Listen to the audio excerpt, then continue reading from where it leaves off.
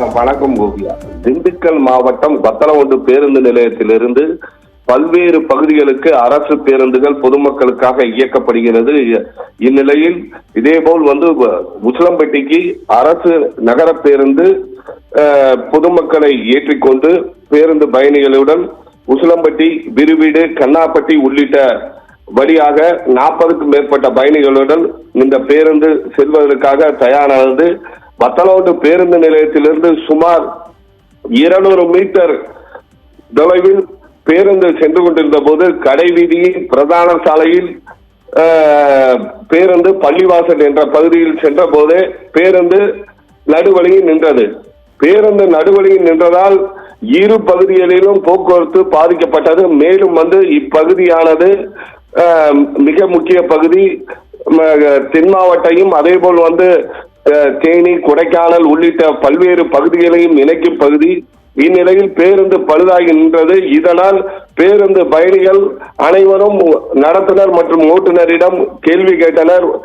பேருந்தை சரி செய்வதற்கு ஓட்டுநர் பல முறை முயற்சி செய்தும் பலனளிக்கவில்லை. இந்நிலையில் பேருந்தில் உள்ள பெண் பயணிகளை தவிர ஆண் பயணிகள் மற்றும் முதியவர்கள் என அனைவரையும் அழைத்து கீழே இறக்கி பேருந்தை தள்ள சொல்லி ஸ்டார்ட் செய்வதற்கு பேருந்து ஓட்டுநர் முயற்சி செய்தார். ஆனால் முடியவில்லை.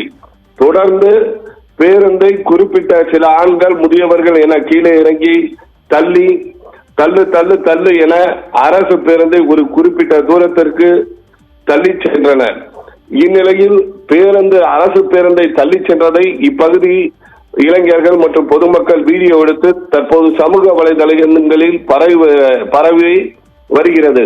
தொடர்ந்து திண்டுக்கல் மாவட்டத்தில் திண்டுக்கல் நகர்பகுதி மற்றும் மலைப்பகுதிகளில் அதிக அளவு அரசு பேருந்துகள் இதேபோல் பாதி வழியிலேயே நிற்பது தொடர்கதையாகி வருகிறது. கடந்த சில நாட்களுக்கு முன்பு திண்டுக்கல் பேருந்து நிலையம் முன்பும் இதேபோல்தான் பேருந்து நின்றது. பேருந்து பயணிகள் மற்றும் நடத்துனரை தள்ளும் சூழ்நிலை ஏற்பட்டது.